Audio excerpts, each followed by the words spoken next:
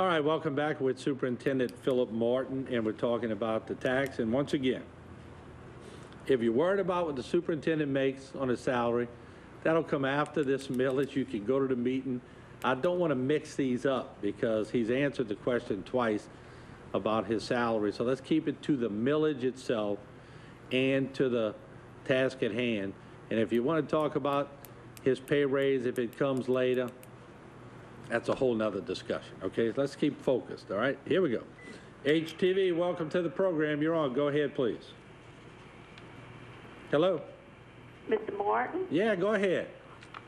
I just want to say that the food's going up, everything is going up, but the people that's on Social Security and everything, our appraisal went up on our houses. We're not making the money y'all are making, and y'all want I don't think it's right. I'm not voting for it for sure. Okay, and that's certainly your prerogative. Let me ask you, though, do you have children in the school system?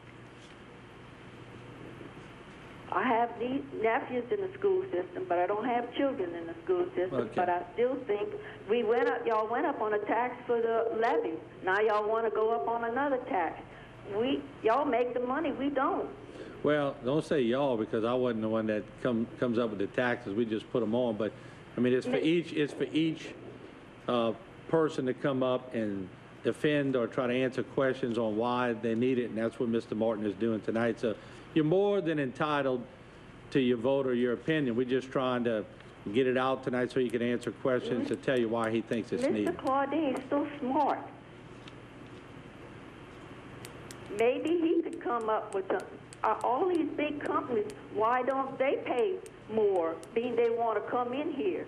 Why us? Why the people that don't have no children? You make a good point. Let me ask the superintendent. I'm sure he's probably met with the parish president and discussed these things. Have you met, or do you plan to meet with the parish president, or have you had discussions on? Not specifically on this issue, just very, very casual discussions. Now, we meet and discuss many things frequently, but on this specific issue, no, we haven't. But certainly, I'll be willing to take suggestions from anyone if there's another remedy to this problem. Okay. We appreciate your call, ma'am. Thanks for the comment. Thank you. Okay, bye-bye.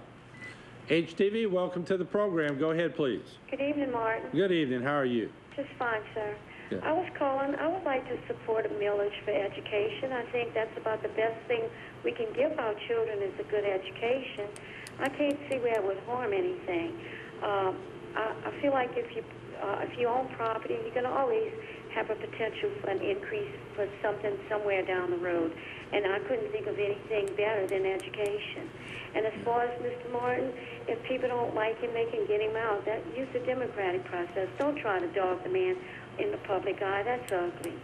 Well, I just wanted to say that. I appreciate you calling. I'm sure he appreciates your sentiment too. So, thank you very much. Thank you, Martin. Yeah.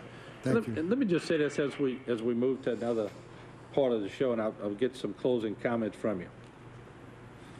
I mean, we don't always have we can talk about levies like the lady just said, or we could talk about a lot of different things.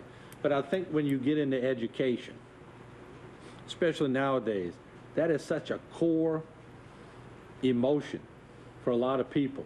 Like you're talking about your grandchildren. And I think most of the grandparents get more passionate about their grandchildren than they did about their children, because I'm sure you're correct on that. It steps up to a different level. So, in your defense, it's not like you came up here tonight and said people had to vote for this. You said consider voting, and you've given them some reasons why you think it would be a good thing. Let me flip it. And I know you said it wouldn't be the end of the world, but what would happen if we don't get this millage? Where would we be? You know, that question is one that I really don't like thinking about because it's such a negative connotation. I've generally been answering that in 2 words: bad things. You know, I will not be able to continue recruiting the best and brightest teachers. As I made mention earlier, our buildings will get 1 year older. Nothing will be done. We will not be able to institute any new instructional programs. I am afraid if nothing happens, we're going to begin to see a gradual deterioration of our school system. We will be 46th in line at the graduation table when kids graduate from from college. The strength and heart and soul of every community, the economic heart and soul, is dependent upon a vibrant, strong public education system. I don't think anyone would argue with that. When I say community, that's whether you are a parent, grandparent, business owner, or just a resident of the community. A strong, vibrant public school system, everyone benefits from that. The immediate beneficiary are the 19,000 kids. But the money, if you talk to experts, the money would come back into the parish through, and let's say it costs HTV, let me just throw a figure. Let's say it costs $100, 100 extra bucks a year. And it'll be a little more, but $100 to make this thing work. So a lot of people would theorize that I'm losing $100 giving it to the millage to make education better. But here's the way I look at it. More businesses coming to Terrebonne Parish because we have a better public school system. More taxes are paid because the businesses come in. They do more advertising.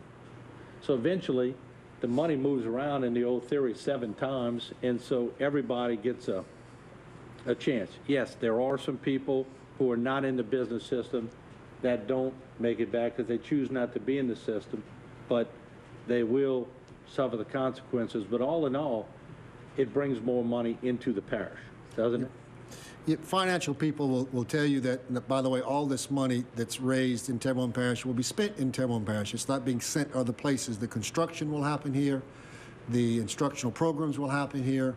All of it stays here in Terrebonne Parish. It's not sent someplace else. Martin, I'd like to, in closing, if I could just wrap up with one. Absolutely. A couple of weeks ago, Assistant Superintendent Ms. Davis and I, Terrebonne Parish was asked to attend in Lafayette the 12 largest school districts in Louisiana collaborative meeting. I'm not sure what the purpose of that meeting was, quite honestly. As many meetings I go to, sometimes I walk out a little puzzled, but I did bring something away from that meeting. We've already highlighted that Terrebonne Parish is one of the largest districts in the state. That's why we were invited. There was a presentation there from a superintendent right up the road, Ascension Parish.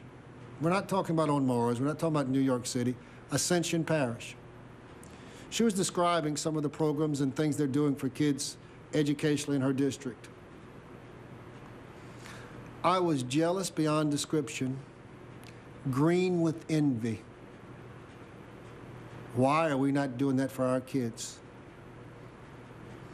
After her presentation, there was a break, and 3 or 4 of us superintendents were speaking and talking, a little informal conversation. I told her, good job, your presentation was awesome. You're doing some great things for kids. As a second thought, I said, do you happen to know what your local millage is for public education? She said, 61 mills, and that's not enough. We're at 9. Wow. Now, this is an Ascension. Yeah. All of, these things continue to impress upon me the urgency of this. If we're going to continue to compete, if our kids are going to be able to attend a first class, and I say this with all sincerity, we have a good school system. Our record speaks for itself. I can give you all kind of data of where we stand. I'm very proud of the fact that what our teachers and kids are doing. We can be the premier school district in Louisiana.